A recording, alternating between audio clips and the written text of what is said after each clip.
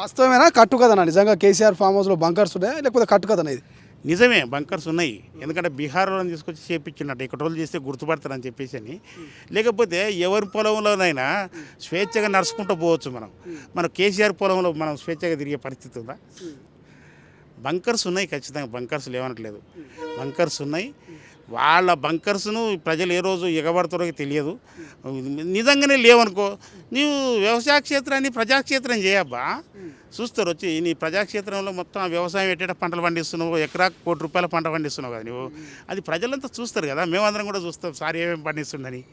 నేను చూస్తాం కదా, మరి చూపెడతలేమంటే బంకర్స్ ఉన్నట్టు లెక్క, ఏదో దాచిపెట్టున్నట్టు కదా లెక్క. అది అది అది మాకు ఖచ్చితంగా. దాంతో పాటు ఇవాళ పాలాభిషేకం చేశారు ఉప ముఖ్యమంత్రి భట్టికి, ముఖ్యమంత్రి రేవంత్ రెడ్డి గారికి. కారణం ఏంటి? ఇప్పుడు ఒక్క మాట చెప్తున్నాండి, నిజానికి వాళ్ళకి ఏ అభిషేకం చేసినా తక్కువని. ఎందుకొరకు? కేసీఆర్ 7.5 లక్షల కోట్లు అప్పు చేసిపోయాడు. అది అప్పు చేసినాము వడ్డీలకే. మొన్ననే సాక్షాత్తు కాంగ్రెస్ గవర్నమెంట్ వచ్చిన తర్వాత 3 నెలల్లో 25,000 కోట్లు అప్పు తెచ్చారు.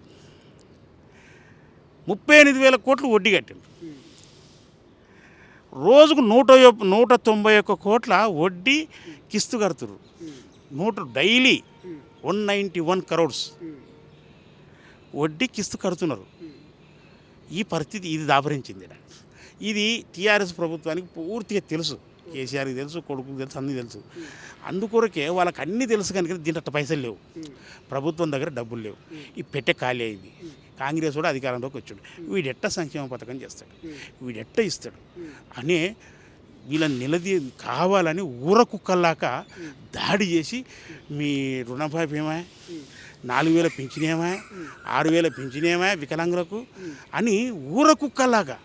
ఇంత కూడా ఓపిక లేదండి. ఇంత ఓపిక లేకుండా ఊర కుక్కల్లాగా ఎందుకు దాడి చేస్తారో తెలుసు. వాళ్ళు అక్కడ డబ్బులు లేవనే సంగతి తెలుసు.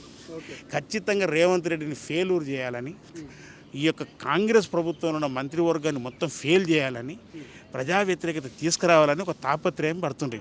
కనుకనే మేము ఒకటే చెప్తున్నాం, ఈరోజు ధైర్యంగా 1వ తారీఖు జీతాలు ఇస్తున్నారు, ఉద్యోగాలు 30,000 ప్రకటించారు, అవి ఇచ్చేసిండ్రు. ఇప్పుడు ఈ 31,000 కోట్లతో ఈ రుణమాఫీ చేస్తారు. ఈ రుణమాఫీలో కూడా అత్యధికంగా ఉండేది ఎవరైనా తెలుసా? ఎస్సీలు, ఎస్టీలు, బీసీలు, పేదోళ్ళు. పేదవాళ్లకు వాళ్ళు చేసిన ఆ యొక్క క్రాప్ లోన్ల అవే కానీ ఇవన్నీ కూడా మాఫీ అయిపోతాయి. అంటే ఆగస్టు 15వ తారీఖు ఎందుకు చెప్పినామంటే, భారతదేశానికి స్వాతంత్రం వచ్చింది ఆగస్టు 15. తెలంగాణలో రైతు ఆర్థిక స్వాతంత్రం వచ్చేది ఆగస్టు 15 అని చెప్పేసి అని మా సారు ముఖ్యమంత్రి గారు చెప్పారు. కనుకనే రాహుల్ గాంధీ గారు మేనిఫెస్టో ఇచ్చిండు, ముఖ్యమంత్రి గారు దాన్ని అమలు చేస్తుండు. ఆయన కింద మన పానకం పండించే మా బట్టి భీమన్న, మా బట్టి విక్రమార్కన్న అది ఆర్థిక మంత్రిగా చేస్తుంది. కనుకనే వాళ్ళకి ఈరోజు మేము పూలాభిషేకం చేయడం జరిగింది. Thank you so much. ఇది సతీష్ మాదే గారు స్పష్టంగా చెప్తున్నారు. సో రైతుల కళ్ళల్లో ఆనందం చూడబోతున్నాము. 2 లక్షల రూపాయల రుణమాఫీ చేయబోతుంది. సో అందుకే అటు బట్టికి ఇటు రేవంత్ రెడ్డి గారికి పాలాభిషేకం చేసినామని చెప్తా ఉన్నారు. మరోవైపు ముఖ్యమంత్రి రేవంత్ రెడ్డి గారు దాంతోపాటుగా మంత్రివర్గం అంతా కూడా ఇప్పటికే ప్రజల అభివృద్ధి కోసం కృషి చేస్తోంది. గత ప్రభుత్వం చేసిన అప్పును తీర్చేటటువంటి ప్రయత్నం చేస్తుంది. కాబట్టి గత ప్రభుత్వంలో అన్ని స్కీములు కావు, స్కాములు. సో ఆ స్కామ్లకు పాల్పడిన ప్రతి ఒక్కరిని కూడా జైల్లో పెడతాం, ఖచ్చితంగా జైల్లో ఊచలు లెక్క పెడతారన్నటువంటి రీతిలో వాళ్ళు సమాధానం చెప్తున్నటువంటి పరిస్థితి. చూద్దాం ఏం జరగబోతుంది అనేది. కెమెరా పర్సన్ అజయ్తో శ్రీశైలం, తొలి వెలుగు, హైదరాబాద్. అసలైన తొలి వెలుగు. ఫాలో వాట్సాప్ @తొలి వెలుగు official.